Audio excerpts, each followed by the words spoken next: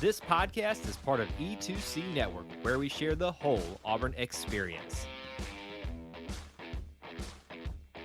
War Eagle Auburn fans, welcome to No Huddle, your source for Auburn football news and discussion, part of the E2C Network. I'm AJ Richardson. I'm also here with my buddy, Jared Davis. We're here to talk about fall practice. Fall camp is here. We are, at this point, about a week and a half, 2 weeks into it, and it is very interesting. Quarterback battle, very interesting. Some unexpected player, Holden Garner, coming in and making a big impact. Running backs, Jarquez, he's back. So that'll be another topic we'll talk about. And then just some other battles going on because that's what you expect, especially in fall camp with a lot of change and turnover. All right, with that, Jared, how you doing? You feeling the excitement of it being less than 3 weeks away from college football? It's kind of hard to believe, isn't it? I'm doing good. The word fall camp is a little confusing because it's my computer right now is telling me we're about to hit a record high temperature. Yeah, it's like 95 degrees currently in Atlanta, and it feels a lot worse. So, it's hard to say the words fall right now with anything, but and Freeze actually made that comment. He said, he said, guys, it's been a brutal camp. It's been hot. But all in all, man, I'm excited. Can't believe they're going to have, AJ, I think they're going to have football. I think they will have like football on a Thursday night here in like a week and a half or so. or 2 weeks. It's crazy. That's awesome. We've already seen some NFL preseason stuff, which gets me excited. You see those guys out there, but college football just is on another level for me of excitement. When I see it, I know this next, essentially 12 weeks, 13, 14, or if you count like bye weeks included and all that, is just going to be so much fun. It's just a good time to be around. And let's kind of get into our first topic of talking about quarterbacks, because that's what most people care about, and Hugh Freeze cares a lot about that.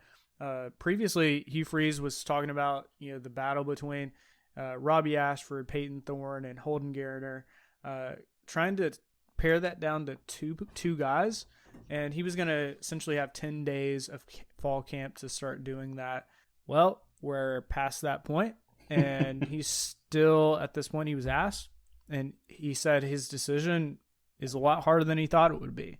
So it just kind of shows me, or at least me, I don't know about you, Jared, but it looks like Holden has kind of picked it up. I was only giving Holden a pretty slim chance of getting the starting position, but after a strong push over this last week or so, Holden has really impressed Hugh Freeze in the offense. Yeah, I had heard a lot about Holden's arm, some of it from Brian Harsin, and just how he's just a natural, gunslinger. It just comes off the hand naturally. But then when it was, I know we kind of downplayed it, but when Tank and the tight end chose him for their pro day, I was like, okay. There's a reason you do that. You're not going to choose a guy that can't throw the ball, right? And that to me was kind of a subtle turning point of maybe this guy can do it given the time. So I don't know. If it pans out that he does wind up going on to be a good quarterback at Auburn, as much as the negative that came with the Harsin era. He gave us Jarquez, Hunter, and Holden. Now I know that's being real positive, and it may not pan out. But we know Jarquez is going to be good. So I don't know, man. I think Holden's definitely moving up. But who do you? Freeze didn't say, and we all want that answer. What do you think he meant by "I had it figured out and now I don't know"? Do you think it was Thorne and now I don't know because of Holden, or I thought it was Robbie and now I don't know? What do you think it was? I think Freeze came into even think about bringing in Thorne. He knew Robbie needed some extra competition because he's the incumbent, and you don't bring in a guy like Thorne just for no reason.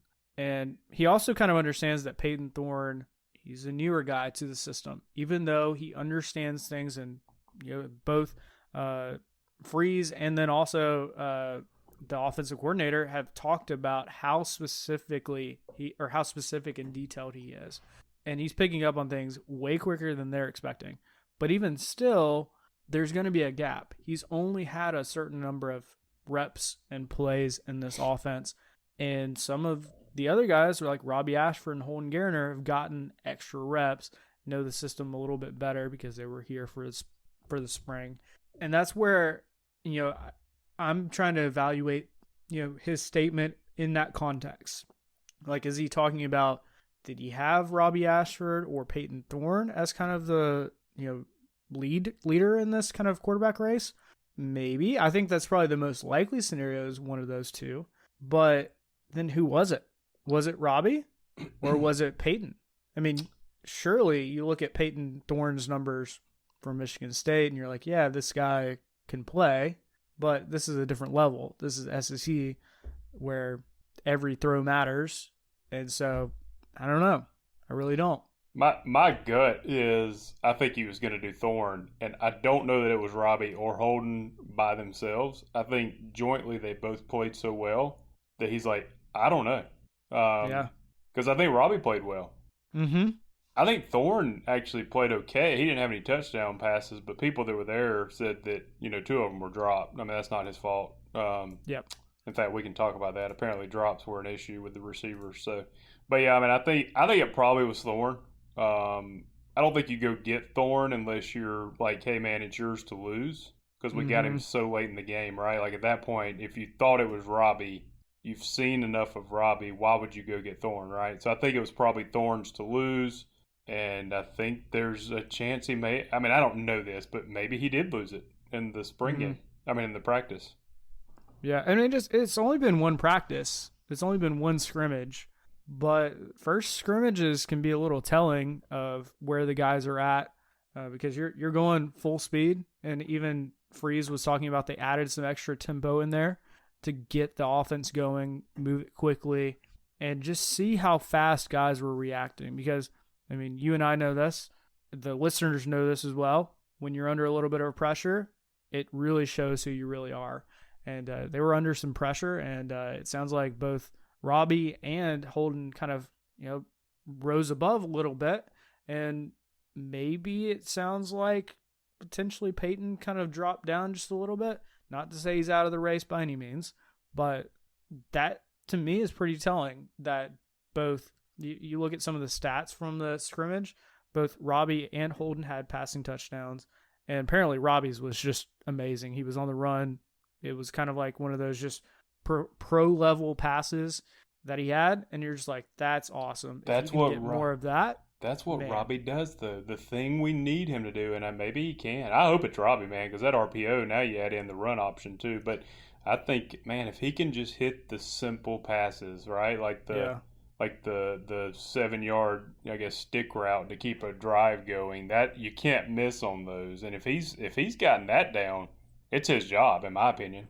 Right. Well, and just a few days before the scrimmage, they interviewed our offensive coordinator about this. And that was one of his comments about Robbie. He was asked about each quarterback and what they're doing good. And he said, Robbie's throwing the ball better. Well, I mean, he was only passing, was it under 50%? So, yeah, I'd hope he's doing better than that. But, you make a good point, though. I think you make a good point. I think if you get Robbie to like 58-60% range, like if you can get him to that, I think you roll with him. You need Thorne and Holden to be more 70% or 65. Like that's, they don't bring enough otherwise to the table, right? So they have to disperse the ball. But if you can get Robbie, man, if Robbie's at that 60% range with what he brings as on the ad lib portion of the game, I think you roll with him. Yeah.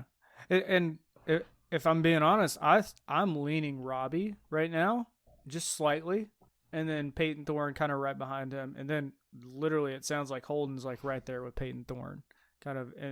And who knows? We still have at least probably a week and a half, maybe 2 weeks of like true evaluation of these quarterbacks before whether or not we know it as a fan, but I feel like the coaches probably are going to say, this is our guy, because you got to start game planning.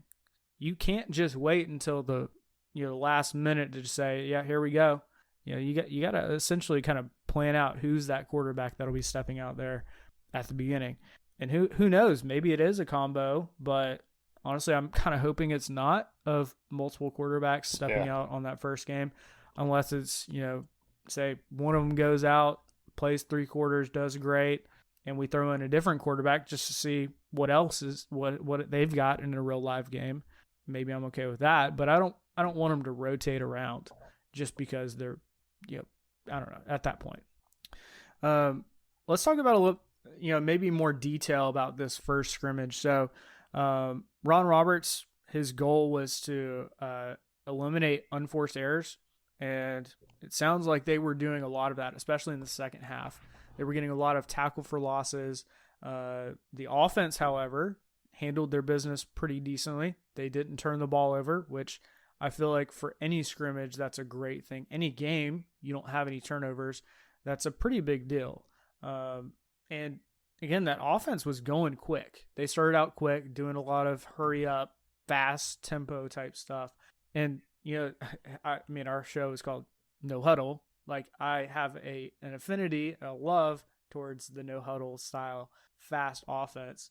But that just kind of shows you, it's still effective. It can still be used in college football today, though you do have to kind of mix it in with some more methodical, traditional, slower offense to make it sustainable. You can't just go hurry up, no huddle the whole time. So that was kind of interesting to hear, and definitely was a point of emphasis this whole fall practice, but specifically this scrimmage.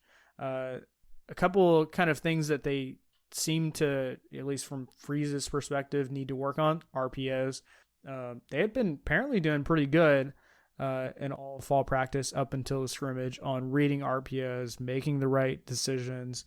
But there were a couple of times where even Freeze said some of the wide receivers on RPOs where it was going to be a pass, some of those wide receivers weren't doing exactly what they're expected to do. Maybe they were just not running the right route or being a little lazy.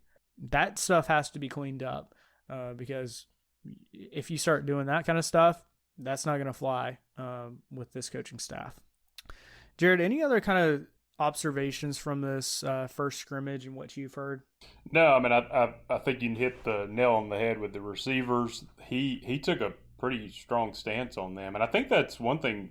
I think that's Hugh. Like, I know that Hugh's got a past, right? But from a football standpoint, he is very structured and disciplined, and I don't think he puts up with any stuff, right? So like he did not hold back. He said it was either lack of effort, I don't remember the word he used, but essentially lack of effort, or they didn't know what they were doing.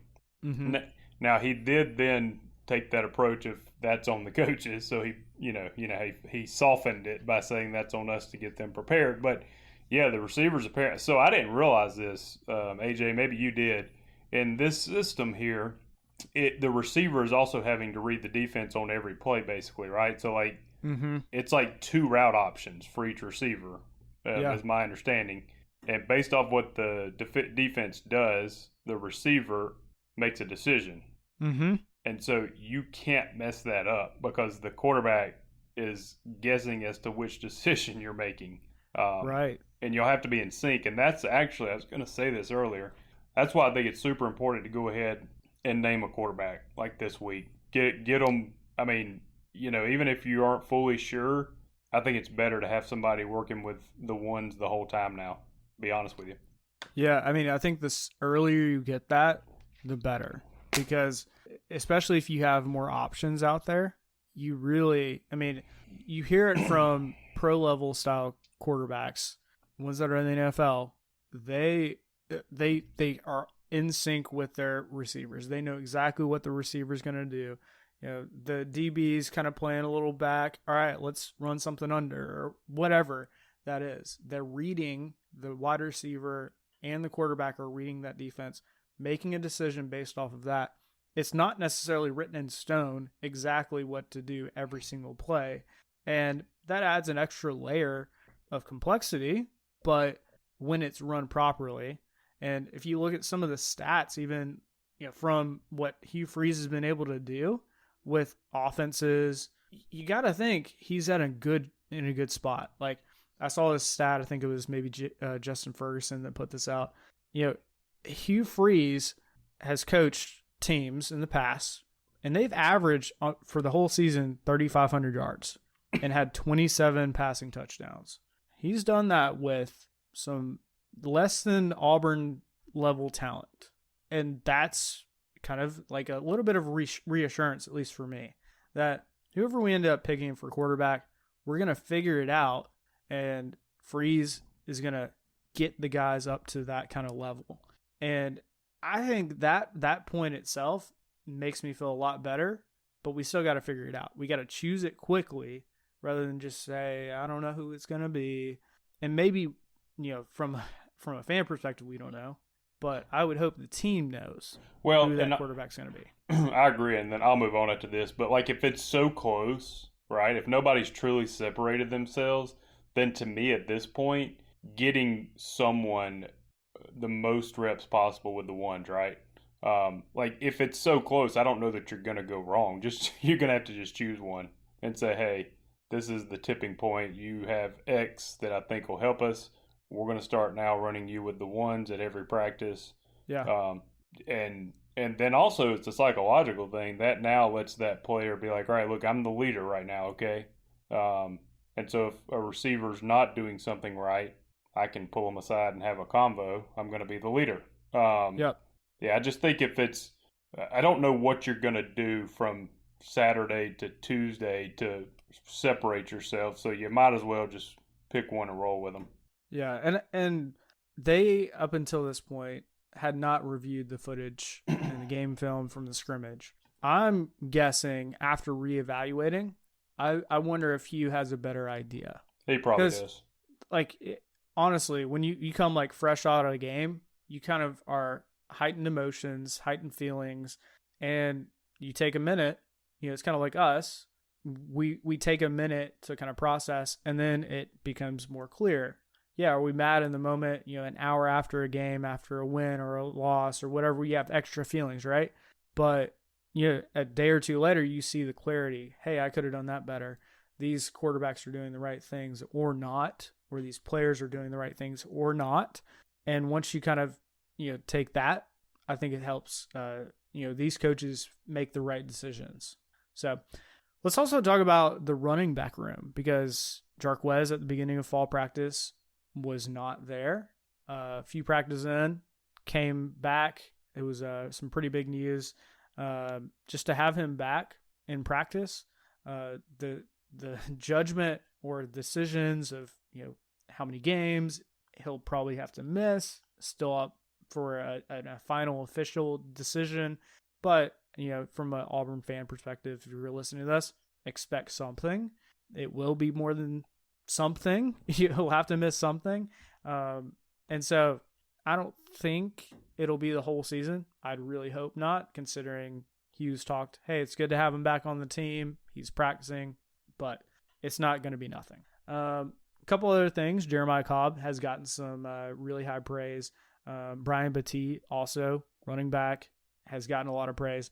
Really, this running back room sounds really packed. One of the things that I thought was kind of interesting, and I'm curious where this comes into play, because I've always thought of Jarquez as kind of that front runner at running back, but the talk is essentially by committee, like doing a running back room by committee. What's kind of your thoughts on that? And instead of having maybe Jarquez take a big majority of the load and then have the other guys take really small portions of the rest of the load. Yeah, I think even in the NFL, that's become the norm now. I mean, I think it's going to be by committee. I think you have to have Jarquez have the most touches. I mean, I listen. I think Jarquez could be one of the best running backs in the country. I just think that highly of him. I think Damari Alston, I mean, he had like 2 breakaway runs that were touchdowns. I mean, he was a 4-star. Is it Battie? Mm-hmm. Yeah, I mean, he led, was it Conference USA or something? He led them in all-purpose yards, I think. And then you got Jeremiah Cobb. He was a 4-star, could easily have been 5. I mean, we're loaded with talent there. We should have better offensive linemen. I think you're going to do the rotation thing, but I think Hunter has to be your primary. And then in this transfer error, like you got to get touches, right? Like you can't go through this season and Jeremiah Cobb not get any touches because, I mean, Georgia wanted, he chose between us and Georgia. If he goes this whole season and gets nothing, you know, he'll be looking to probably leave if I'm being honest. That's just the nature. So you got to keep everybody happy. Yeah, you really do. And I mean, with Cadillac Williams being the running backs coach, he knows that. I mean, that's partially, I'm sure, why they're kind of going by committee. I mean, you got to keep everybody kind of happy. I mean, I was just talking with a friend today. You think about somebody right out of high school, an 18-year-old, and it used to almost be inconceivable that a freshman could make a true impact at the college level. And now we're seeing a lot of that. I mean, think back to even Tank and Jarquez. They were very young when they started playing and getting some significant reps. And yet they made an impact. So a lot of these running backs will get some significant reps. And from things that we're hearing in scrimmage, they're gonna score some touchdowns. It's not just get some little reps, run a little bit. No, they're gonna be making an impact. If I had my guess, it will actually probably be Hunter, Damari, and Cobb as like the primary running backs, and then tell me again, did I Batty or Batty? How do you say it? I've heard it both ways. Okay. I think I've heard most people say Batty. Okay, but I think Batty will be a return guy, and then kind of like a do everything, like send him in motion on end arounds, maybe even put him in the slot occasionally. I think you're going to utilize his athleticism. He's a smaller guy, but I think he's definitely going to be returned. He did that at South Florida. I think he's going to be more of that role. So he will be running back. But here's the funny thing. Who was the running back last year that Harsin gave a scholarship to? He was a walk-on. He's doing well. I can't think of his name now. Yeah. Is it Cam? I'm blinking on him too. Yeah, I don't know. Sean Jackson. Sean Jackson, yeah. He's apparently doing well, and he's like a bowling ball type. He reminds me a lot of like Rob Tate. Rob Tate. He I don't know. I think he's got something that brings to the table down there towards the goal line. Yeah. So I don't know what you do. It's a good problem to have. You literally, we've talked about 5 different running backs, and each of them have their thing, and you got to think at some point we're probably going to play all of them throughout the season. So, I mean, if I was a running back in that room, I would just be like, wow, this is a loaded room, and they're probably going to have to start narrowing in on, like you said, different roles. Maybe Batiste, kind of the end around guy, and Sean Jackson. Sean Jackson is like the bowling ball kind of out the middle, and then you kind of got Jarquez, who's just a workhorse. I don't know. Maybe that's it. Yeah, Quez and Damari, I think, are going to be your most touches guy. Cobb will be in there too. Jackson will be like a situational 3rd and 1 guy, and then I think Batty will be a kind of do everything utility kind of player. Yeah, and then I mean, this running back room, we're going to be fine. The big question mark, and this kind of came up again from the scrimmages, is wide receivers. And so we really need to pay attention to some of those storylines as we're going into the season, because we did add a lot. I mean, some of the defensive backs this fall camp have really talked about how much better the wide receiver room has been. But we need even better than what we've had in the past couple years to really be successful. And we're just kind of to see, do they run like do they run right routes? Are they catching the ball? Are they dropping a lot? Those type of things. Be paying attention to those over the next few weeks, seeing what's happening with the wide receiver room, because Hugh Freeze's offense uses wide receivers, and especially the big ones. And there's some big ones that we can use. It's just a matter of, can they do what Freeze wants? Yeah. I found it. I didn't realize it, and Freeze said it in a frustrating tone that apparently Camden Brown has not practiced at all since he's been here. Since Hugh's been here with an injury, because of an injury. Yeah. And that was frustrating him. I don't know if that's true. I feel like I've heard people say Camden was out there, but I don't know. It sounded like he said he hadn't practiced. I think Javaris Johnson didn't play in the scrimmage because he had an injury. Mm-hmm.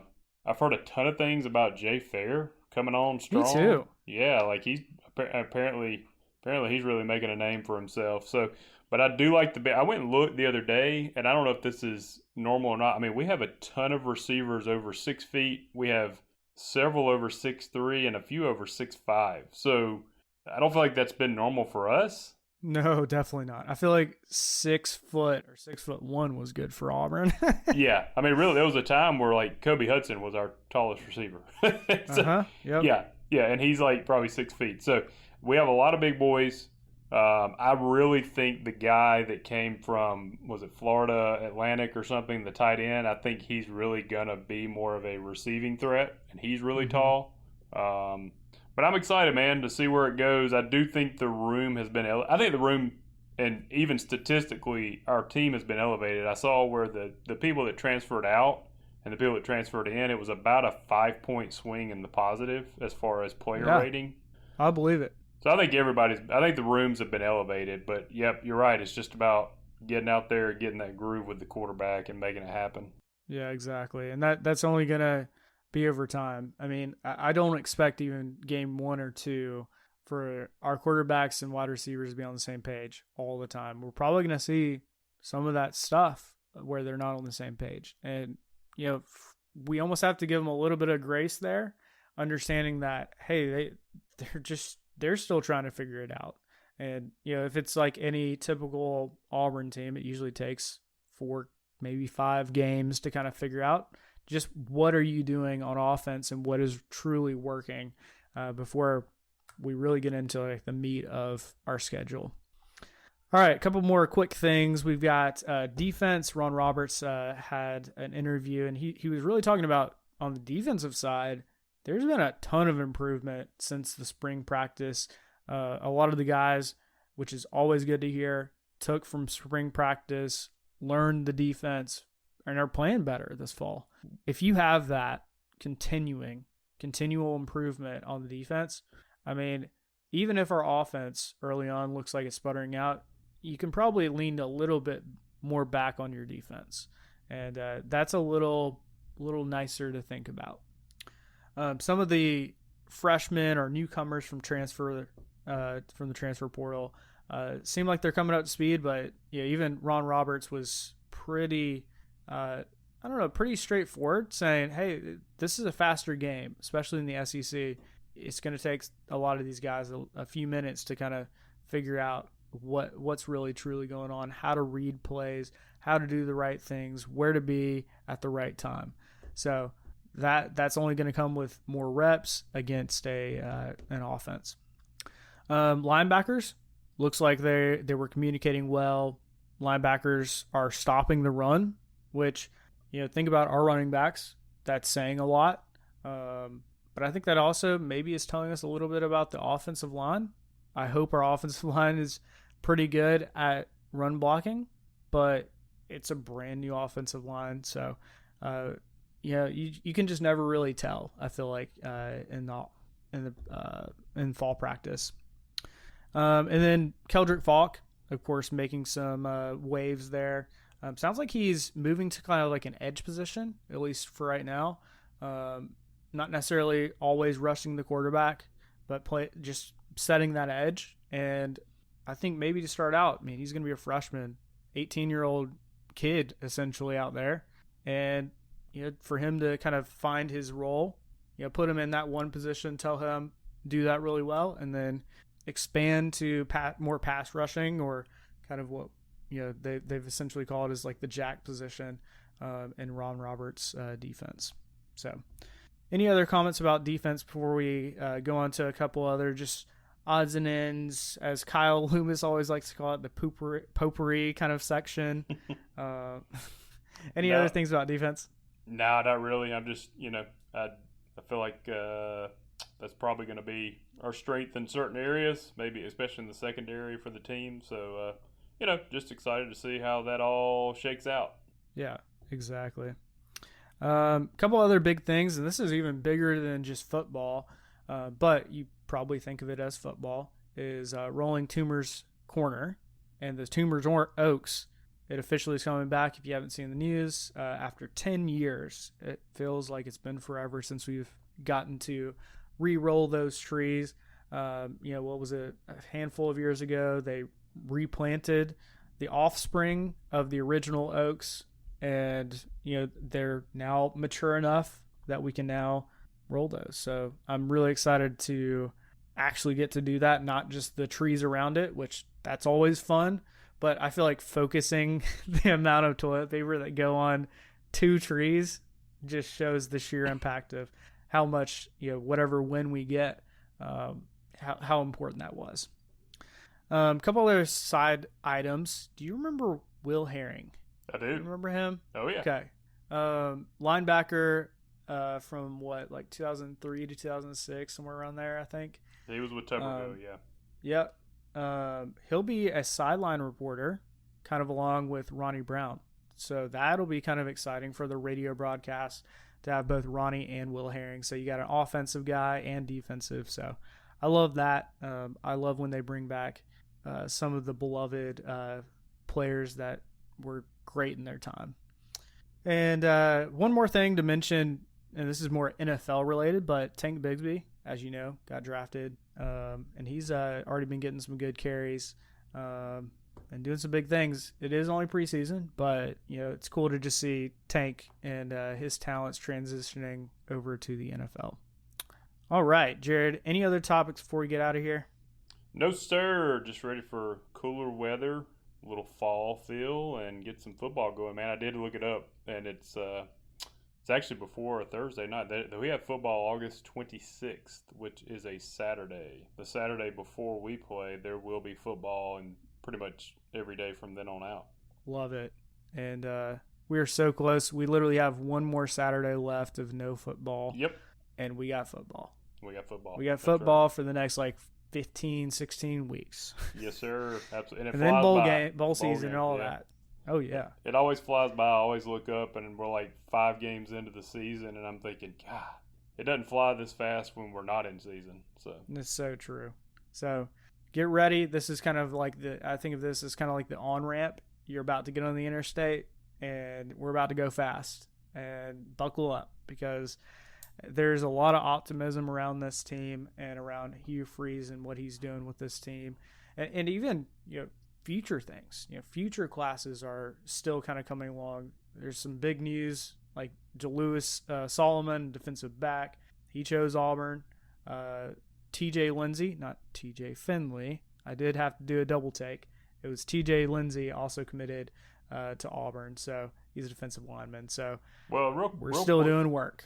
Yeah, real quick, we didn't talk much about recruiting, but I did read where average star rating of player, we are number 5 in the entire country. We are 14 overall because of we need more players. But the players we have gotten, the ones we have, are top 5 quality in the country. So that's pretty big news. Yeah, I feel like that's an even sometimes more important than just your class overall, just because it shows you each player is talent-wise pretty high. That would mean their talent level average is 5th out of every team. And to me, that tells me Auburn in a year or two could be competing for a national championship or even just conference championships with that type of talent. Yeah, if you're getting top 5 talent every year, with the caliber coach Freeze is, you're with 12-team playoff, you're going to be in that talk every year. I mean, you're just going to be in the talk. So you got to keep it going. And we've not played a single game under Coach Freeze, but if he brings in top 5 talent every year, it's just going to happen. Exactly. I mean, these guys come in high level, high stars. They expect to win. They probably won their whole high school and middle school and pee-wee football. They expect to win. They're going to bring that. So you bring winners into the football room, you're going to have a higher odds of winning a football game just because of that winning mentality. All right, Jared, how can the people stay in touch with you? You can find me on Facebook under my name, Jared Davis. And you can find me on Twitter or X, whatever it is now, at AJAY_. It's always great to be an Auburn Tiger, and War Eagle. War Eagle. Thank you for tuning in to today's episode on the E2C Network. On your way out, I want to remind you to stop by e2cnetwork.com. It's your one-stop shop for all our content across our podcast, YouTube channel, and much more. To stay up to date with us, make sure you're following social media accounts such as Facebook, Twitter, and Instagram. While our content here may always be Auburn sports heavy, if it's orange and blue, it's what we do. War Eagle.